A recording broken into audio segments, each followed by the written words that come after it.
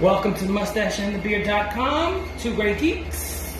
Changing, saving, and making the world one post at a time. Yes. My name is Louis Matos. I am the Mustache. And I can verify that. And I am here with my buddy as always, Junior Figueroa, a.k.a. The Beard, coming to you live from sunny Puerto Rico. Puerto Rico. Coming to you from the Caribbean. Why from the Caribbean? Because that's where Puerto Rico is. I didn't put the island here. and it's hot today. Oh, it's a hot day. I hate to tell you, those of you who are struggling with the cold and snow and all that winter stuff, but it is hot today, boy. It's getting close to 90. Yes, it was a hot, sunny Caribbean day. All right. But it's great to be here and alive and ready to go with our scar number 9. Number 9. Which is Atomic Blonde. Atomic Blonde, because this is our secret agent month. So, what's a scar video? A scar video is what we're about to do. Yes. Streaming. Cinema, Authentic. artistic review. Yeah, it's an authentic review. Basically, the whole reason why we call it a scar is because we get in depth, and invariably, when we cut it apart and sew it back together again, it Leaves a mark. It leaves us scarred. All right. So, why Atomic Blonde? 2017. Why did we choose Atomic Blonde? Well, first, this is our secret agent month. Which, January. correct. Codename Capricorn. Uh-huh. Secret agent month. This the whole month of January, we're examining secret agent spy stuff. This was your suggestion. Yes, because we needed to do some modern stuff because we started out because we were doing campy. Uh-huh. We were doing classics, so we started out a little top heavy with classic secret agent movies. And Charlize Theron vehicle. This is a vehicle for Charlize Theron. Right. This is more modern, and it has a female lead. Yes. So that's why we decided to do Atomic Blonde. Yes. It also happens to be arguably the most violent movie I've ever seen. Okay. So female agent, which is rare, and so all of the movies that we've talked about so far have been male oriented, which is probably, that's part of the reason. It started off with men secret agents. Right. So yeah, that's why we're doing not a scar number 9. Scar, Atomic Blonde. All right, as usual, when we start a scar, we always talk about the background information. So some of the information that I've been able to delve upon is that Atomic Blonde is a 2017 American action spy thriller, secret agent movie, based on the 2012 graphic novel The Coldest City, which revolves around a spy who has to find a list of double agents who are being smuggled into the West on the eve of the collapse of the Berlin Wall in 1989. That's the graphic novel. Right. The film is directed by David Leitch in his first directorial credit, written by Kurt Jonstad. Anthony Johnson is the British writer who wrote The Coldest City. He also wrote Wasteland, Post-Apocalyptic Story, a hardback graphic novel, which is usually reserved for serious, highly marketable properties. He also wrote the Dead Space video game. Have you ever played that? No. It's scary. So if you enjoy video games, you've seen his work. All right, so we're going to go to the cast now. The cast starts off with Charlize Theron. Yeah, absolutely.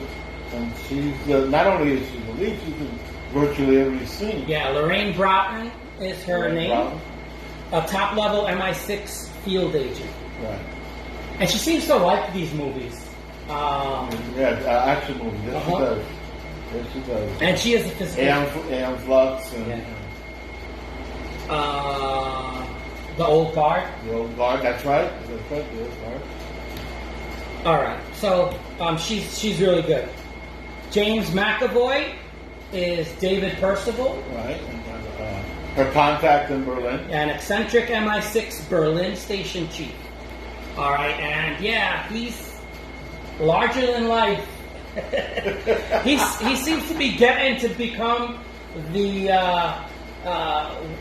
Samuel L. Jackson of of British actors. He's in everything. All right, John Goodman is Emmett Kurtzfield, a senior CIA agent working with MI6, and he just sits there and like growls. Yeah. Movie. Yeah. All right, Till Schweiger is the watchmaker, neutral character that makes watches embedded with code. There's another guy that you see him everywhere. Everywhere. I'm wondering when they're going to start giving him bigger parts. Yes, he's played some bad guys in some movies, Uh-huh. but even those, he's usually like the henchman as opposed to the main baddie. You see him all over the place. Then we have Eddie Marsan, Spyglass. A Stasi defector who gives the list to Gascoigne. Gascoigne is the last character I'm going to talk to you because he's in the movie for 5 minutes. German State Security Service. That's what Stasi is. Yeah. Interesting character. We don't find out that he has family until like the point where he's going to defect. All right. Then we have Sophia Boutella. It is Delphine LaSalle. The French agent. Yes, she's an undercover French agent. Another one that you see it all over the place. So she has, but usually she was in Kingsman, the one with no legs. All right. So yeah. So she's when you see her, you're like, I know her from somewhere. That's one of the things. All right. Roland Moeller, Alexander Bremovich, a Russian boss in Berlin. Yeah, the really nasty guy. Yeah. Beats up a kid with a skateboard. With a skateboard. He beats up a kid with a skateboard. Johannes Johannesson is Yuri Bakhtin. Yeah. The fat guy. The rogue KGB agent who kills Gascoigne and steals the list. The initial stealer of the list. Now, let's talk a second about lists, right? It's because that is what Hitchcock would call the MacGuffin. Right, and they use it all the time. Yes, so in some spy movies that we've seen this month so far, they had it in North by Northwest. Right. And in the movie that we just saw yesterday was Where Eagles Dare. Where Eagles Dare and Atomic Blonde. All of them. It's also the Mission Impossible. In Mission Impossible, they're after the list, and in Skyfall, they're after the list. Yeah. So yeah, these. So you would think that these secret agent types would learn to stop making lists. Stop listing all your secret agents. Yeah. Stop making these lists. All right. So James Faulkner is C, the head of MI6. All right, just like we have M. Well, the actual head of MI6 is called C. Or it's always called. Well, it's kind of like M. Right. Well, no. The first head of MI6, his last name started with C, and he complained that there were so many documents that he had to sign every day that he stopped signing his signature and just putting a big C. And that became they referred to him as C. And when he retired, it officially became the designation for the head of MI6. Now, Ian Fleming, knowing this, but in his novels, he doesn't say that James Bond worked for MI6. He says the British Secret Service. Mm-hmm. And there was an attempt to make it not MI6, so he called the chief M. But in reality, the head of MI6 is always referred to as C. All right, Toby Jones is Eric Gray, Lorraine's MI6 superior. All right, That's the little guy. yeah, little guy, and you see him in everything. He is mousy. Yeah, he's also in Captain America. He's plays the same type of role. Same type of guy. All right, Bill Skarsgård. Yes. Yes. Pennywise. Pennywise. He looks much more handsome in this movie. Yeah, he looks good in this movie. He's a CIA ally called Merkel. And then finally, Sam Hargrave is Gascoigne, the MI6 agent killed in the first 6 minutes of the movie. He's the one that had the list. There's also Lorraine's lover. All right, so now it's time for the plot summary. Okay, plot summary. Usually, Can you read it? Oh, I don't have a. I don't have a written plot summary. Oh, you don't have it's one? basic because when we do a star, it's not like a. Right, we're not going into detail. Yeah. Well, they send Lorraine to Berlin to get this list. There's also a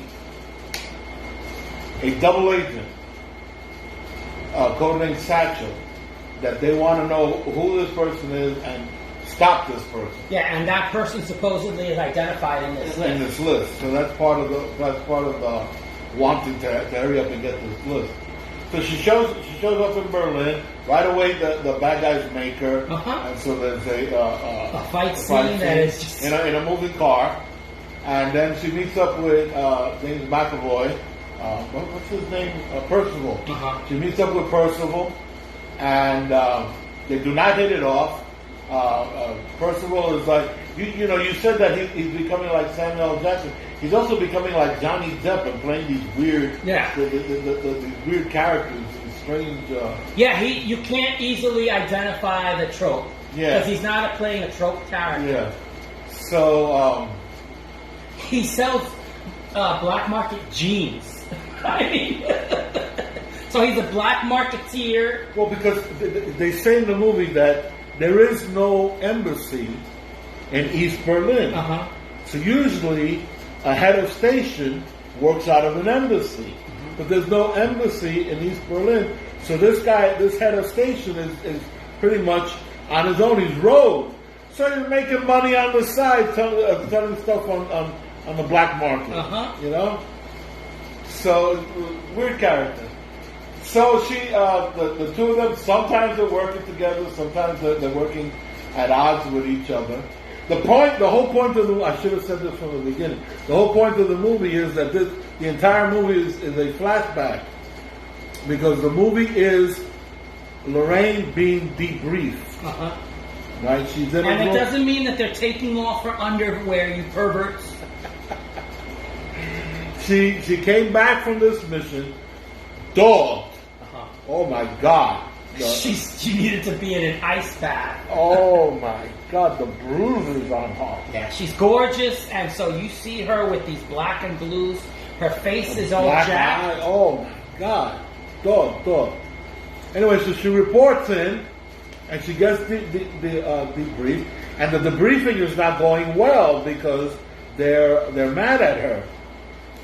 Which, as she tells the story, the movie is her telling the story of what happened, and as she tells the story, you come to realize why they're mad at her. She's talking to her control, who is debriefing her. He has the CIA guy next to him, and behind a spyglass is C watching the proceedings. So she's in Berlin, and suffice it to say, nothing goes according to plan. Nothing goes well. She meets up with a rookie French intelligence agent. They hook up, and she gets a lot of information because of that hookup. I don't know if you want to give spoilers. No, we don't need to give spoilers. Okay, suffice it to say, right? Nobody's who you think they are, right? Things do not go the way you think they're going to go. It does not end how you think it's going to end. And it's great. And it's great. that It's it does that. okay. The people who you think are nice are not nice, and people who you think are not nice are nice, and it is A lot of red herrings a lot that of are absolutely. oh my God, it's like a river of red herrings, but it does end in a way that It's satisfying. yeah, you're smiling. You're like, that was good. That was cool. It is violent. Believe me, it is. I watched her stab a guy at least 6 times in different parts of his body. Okay, and he still kept coming. It is violent. It is all action. It is does not give you time to think. Everything is quick. Bam, bam, bam, bam, bam, bam, bam, bam, bam. But at the end, it is satisfying. All right, that's great that you did that thought summary. Excellent, as always, Beard. Post-production. Before The Coldest City came out, Charlize Theron had gotten the graphic novel. Before it came out, she got it, and it became her pet project. Oh, cool. She fell in love with the character, and her production company, Denver and Delilah, they bought the property and said they even named David Leitch as the showrunner because he was Mad Max Fury Road. He co-directed. Oh, So she chose him specifically and said she says that the reason why Mad Max Fury Road was so good was because of Leitch, right. David Leitch. So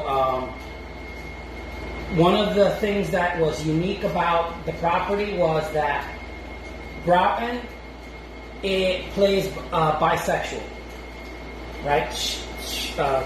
bisexual. She's bisexual, and so the writer Kurt Jonstad was trying to show that an agent, a real agent, will do whatever it takes. yeah.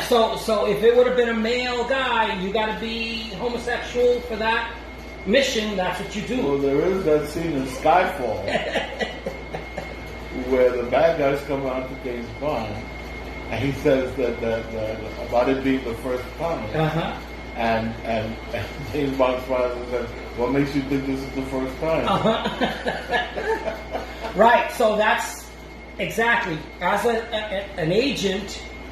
This is what you are taught. You're taught that you know whatever it takes is what you do.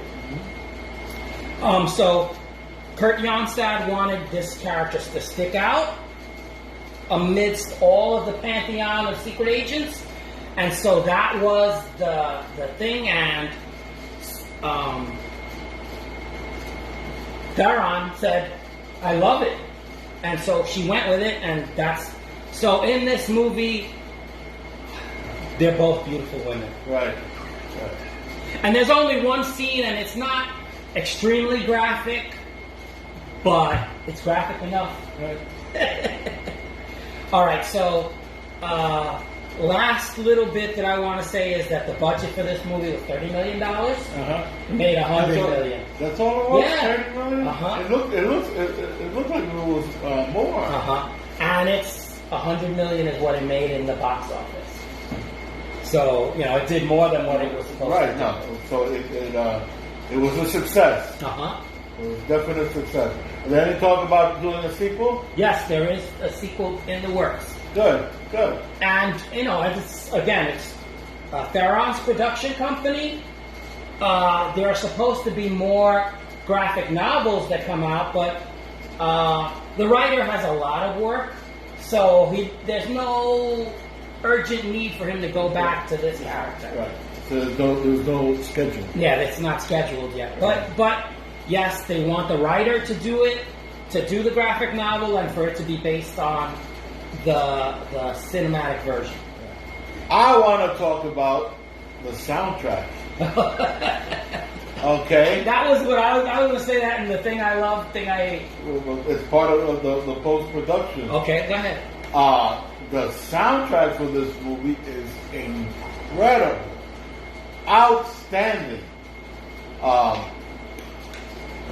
80s music, right? But not, 80s alternative music. There's punk rock. Yes. There's just It's Depeche Mode and U2 and David Bowie and all. And it is, and in some movies, the music detracts from the music, from the movie. This, not only does it not detract, I think the music is like a character in the movie. The soundtrack, the music acts like, almost like a narrator. And it's outstanding. It'll make you want to watch the movie, the soundtrack alone. So I think that is one of the biggest selling points about this movie. And whoever decided, right? Because we have in the credits a composer, but whoever decided to use these songs and in those particular scenes, in those particular it's ways, David Leitch, the director. Then my applause to him. Yeah, it says he totally wanted to make this movie unique in the spy genre, and adding those alternative 80s songs were purposeful, very artsy, very glitzy. I loved it. Okay, that's all I want to say about the. Okay, so then let's move on to thing I hate, thing I love. You go first. Okay. I just finished talking, so you go first. Okay, thing I hate. It's funny because the thing I hate is also a thing I love. The complex plot. It just like you were saying, it completely makes you think the movie's going this way, and then it switches up, and it's. I thought he was the bad guy, and it's like, oh, he is the bad. Is he not the bad guy? It's like, yeah. So you get a lot of moving parts, the red herrings. They take you in one direction, and it's like, nope, psych. That's not the main bad guy. The whole point of this movie is to find, what was the name of the bad guy? Satchel. Satchel is the double agent that is on that list. That is the MacGuffin that they're looking that. So you think, oh, that's got to be Satchel. Right. No, that's Satchel. No, that's Satchel. It's like, so it's. I felt a little.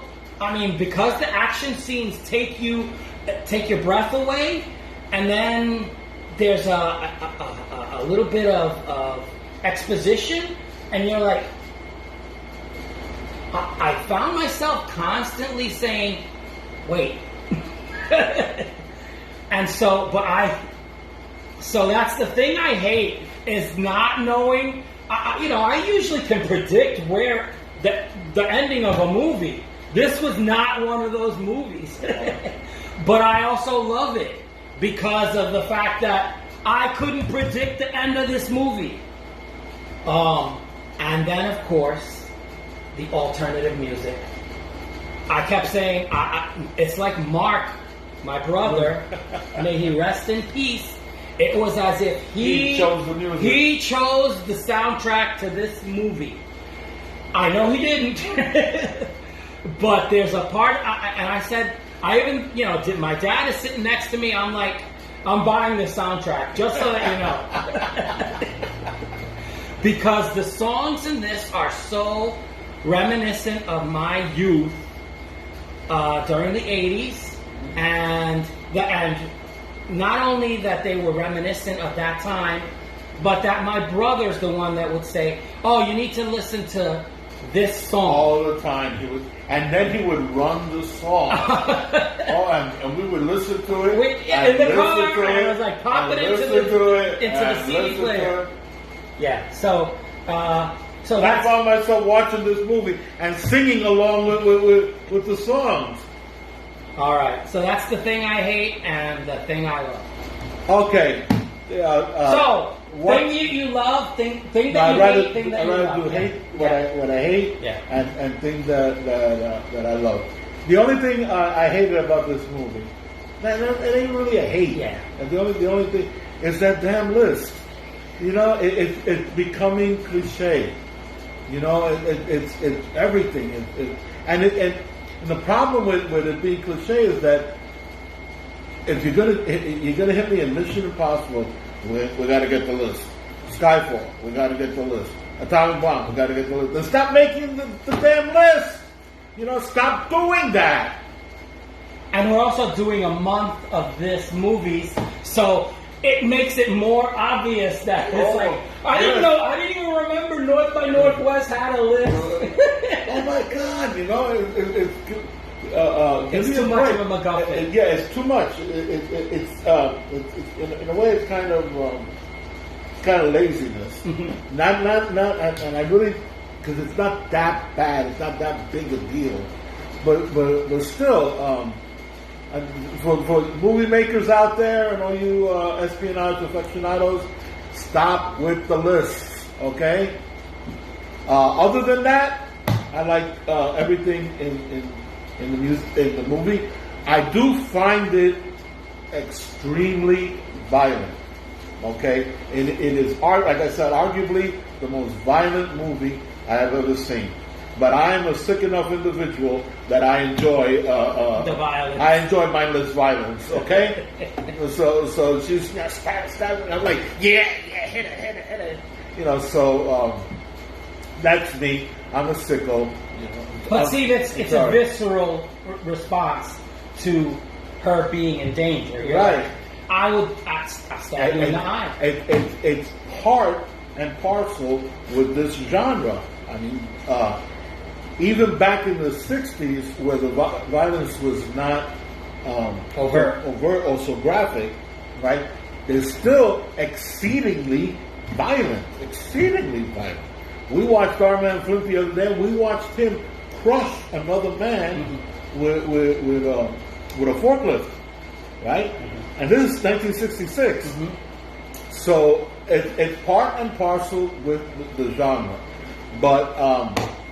So if it's not your cup, if violence is not your cup of tea, if you like, you know, watching people hold hands around a campfire singing Kumbaya, don't watch Atomic Blonde, right? But if you like somebody getting stabbed in the eye, you know, and needing the groin and everything, watch Atomic Blonde. Watch it.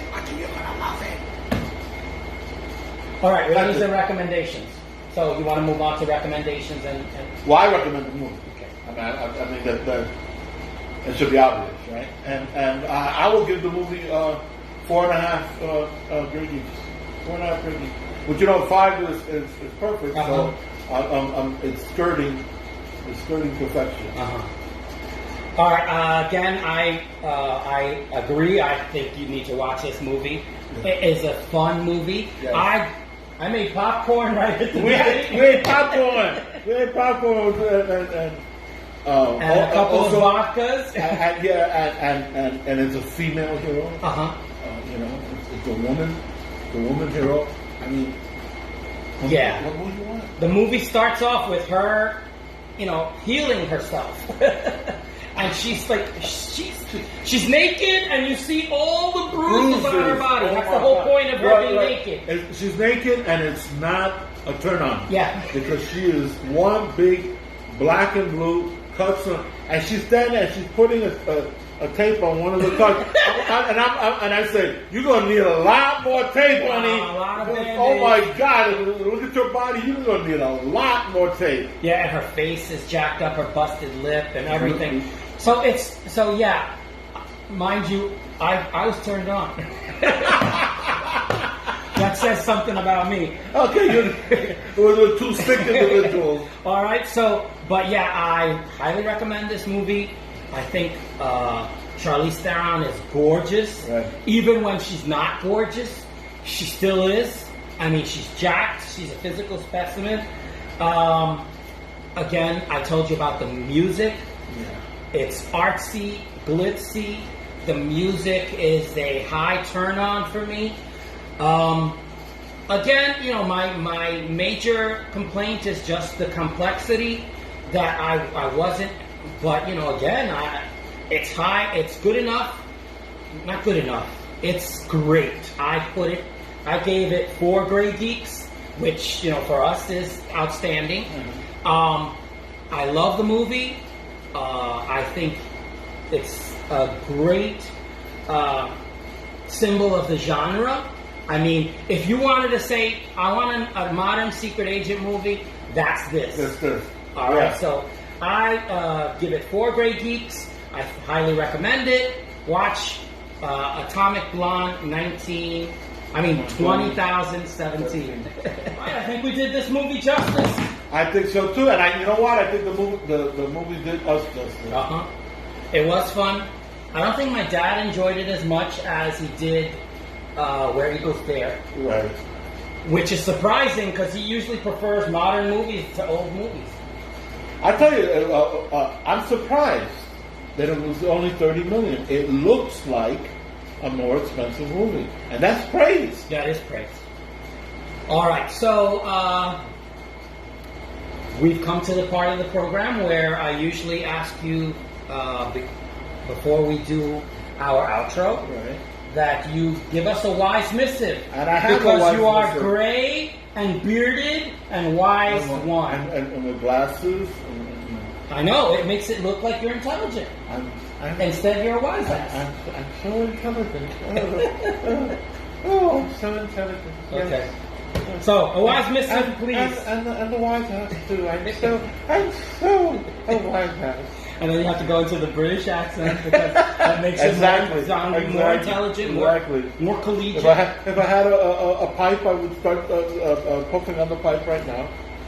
Okay, I'm going to quote Benjamin Franklin, which I think it's appropriate for these times.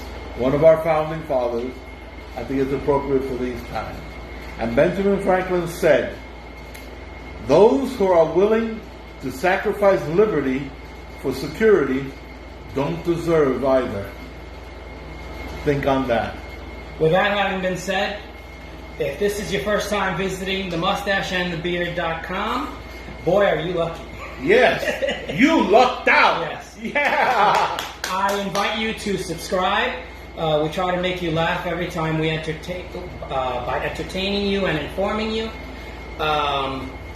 If something we've said has stirred you that you have to say something or comment, please do so. Tell us what suggestions. Yes, suggestions. Absolutely, especially for this month. Yeah. Right? Tell us what we got right. Tell us what you think we might have gotten wrong. Give us a like. We always thank you for watching. My name is Louis Matos. I am the Mustache.